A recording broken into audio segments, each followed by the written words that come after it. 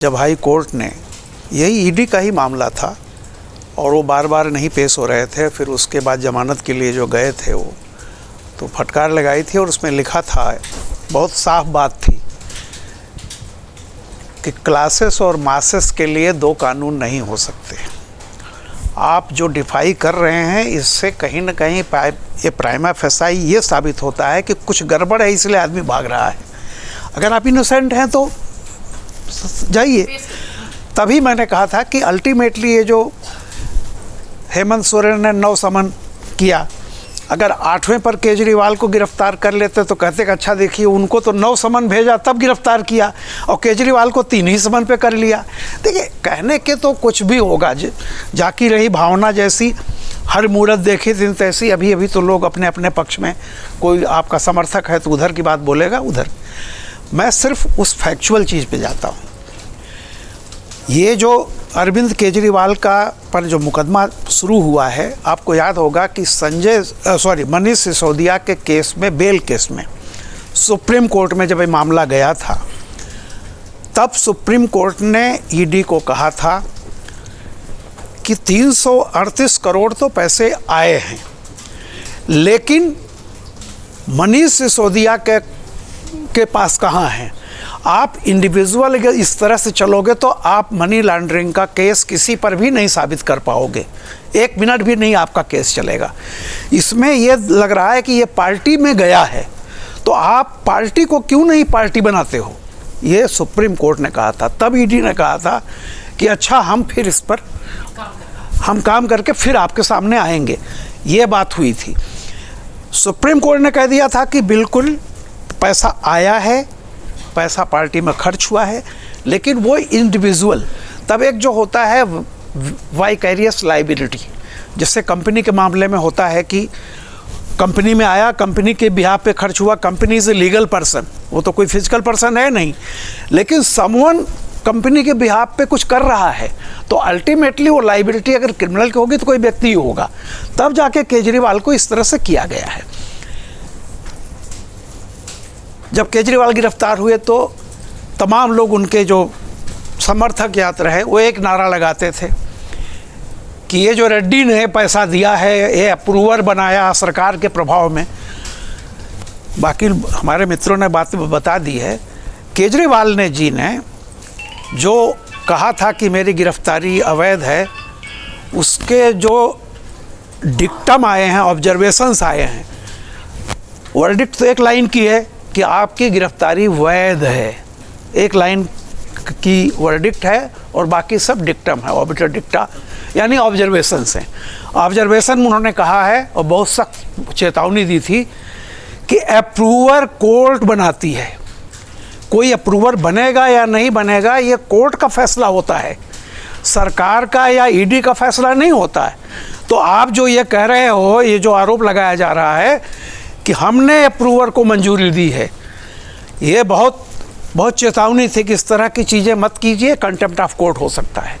तो आप ये समझ लीजिए कि वो जो ईडी का कितना शरद चंद्र ने पैसा दिया, फलाना दिया, उन्होंने कहा कि दैट्स नॉट, वो अलग केस होगा, लेकिन हमने जिसको अप्रूवर माना है वो कोर्ट का जुरिस्डिक्शन है, किसी पार्टी का या ईडी का फैसला नहीं है।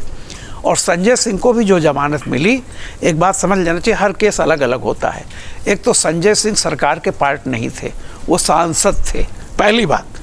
दूसरी बात, ये जो सारा मामला है वो लिकर केस से रिलेटेड है, हो सकता है उसमें उधर रहा हो, और उसमें सुप्रीम कोर्ट ने इनके संजय के मामले में कहा है कि ये नज़ीर नहीं है, इसे किसी भी नज़ीर के रूप में बाद में नहीं देखा जाना चाहिए। अब रही बात ये कि देखिए मंडे को, परसों ये लोग सुप्रीम कोर्ट गए थे, सुप्रीम कोर्ट ने लाइकली है कि मंडे को आएगा, तो फाइनल फैसला क्या आता है केजरीवाल पर, मैं अभी कुछ नहीं कहूँगा। जब मंडे को सुप्रीम कोर्ट से चीज़ें आ जाएंगी तब कहूँगा। अभी मैंने हाई कोर्ट पर बात कही थी। रही बात एक चीज़ की, ये केजरीवाल का केस कोई पहला केस नहीं है। मैं 80 में टाइम्स ऑफ इंडिया बॉम्बे में था, अब्दुल रहमान अंतुले मुख्यमंत्री थे, इंदिरा प्रतिभा प्रतिष्ठान नाम से एक उन्होंने बनाया था और बाकायदा उससे चेक पेमेंट ले रहे थे। वो केस उछला, अरुण शौरी ने इंडियन एक्सप्रेस में लिखा बड़ा हंगामा हुआ और इसी तरह की चर्चा की है तो भ्रष्टाचार का वो है, पैसा उगाही हो रही है। अंतिम में इंदिरा गांधी ने उनसे कह दिया कि आप इस्तीफ़ा दे दो। अब्दुल रहमान अंतुले को इस्तीफ़ा देना पड़ा। सालों साल केस चला, अब्दुल रहमान अंतुले बेदाग छूट गए, लेकिन उनको कोई सिंपैथी नहीं मिली। फिर कभी वो मुख्यमंत्री नहीं हुए। मदन लाल खुराना डायरी केस, मुख्यमंत्री पद छोड़ दीजिए, एक बार छोड़ दिए, कोई सिंपैथी नहीं हुई, कहीं कुछ भी नहीं। जनता इतना लंबा सिंपैथी पर नहीं जाती है कि हु आज कर रहे हैं तो लग रहा है कि बहुत बड़ा, 4 जून को ही पता चल जाएगा। कोर्ट ने अगर किसी के खिलाफ कुछ कहा है स्ट्रिक्टली, आज इस देश की जनता किसी पर भरोसा न करे पॉलिटिकल पार्टीज़ पर, लेकिन वो कोर्ट की टिप्पणियों पर, हालांकि वो पढ़ती नहीं ज़्यादा, लेकिन अगर ये चीज़ें आजकल डिजिटल मीडिया से सब जगह जा रही हैं कि कहीं ना कहीं कुछ तो है। एक आदमी जो नैतिकता की बात करके रामलीला मैदान में इतना बड़ा आया था, उसको क्या ज़रूरत पड़ गई है कि एक पर एक फ्री बोतल। अब सिंपल सी चीज़ है, एक आदमी जो बहुत बड़ा गांधीवादी और अन्ना हजारे के मूवमेंट में वो आकर के एक ऐसी स्कीम ला रहा है कि एक बोतल पे एक बोतल फ्री। मैं ये नहीं कह रहा हूँ कि क्या होगा, लेकिन मंडे को इंतजार करते हैं। रही ये बात है, संविधान में बहुत सारी अभी ग्रे एरिया है। कोई अगर ये सोचता है कि उस ग्रे एरिया का फ़ायदा मज़ा लेकर के उठा ले, तो मैं समझता हूँ अल्टीमेटली सफरर वही होगा जो उस ग्रे एरिया का फ़ायदा उठा रहा है। संविधान निर्माताओं ने यह नहीं सोचा होगा कि कोई मुख्यमंत्री जेल चला जाएगा, उस पर इतना बड़ा आरोप होगा, फिर भी वो कहेगा कि नहीं, संविधान में आई नहीं तो हम नहीं देंगे।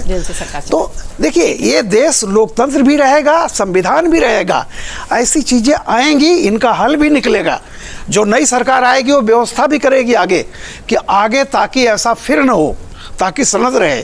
तो केजरीवाल जो कर रहे हैं ताकि सनद रहे। अगर आप ये वीडियो YouTube पर देख रहे हैं तो हमारे चैनल को सब्सक्राइब करें और बेल आइकन को दबाना ना भूलें। अगर आप Facebook पर ये वीडियो देख रहे हैं तो हमारे पेज को लाइक करें।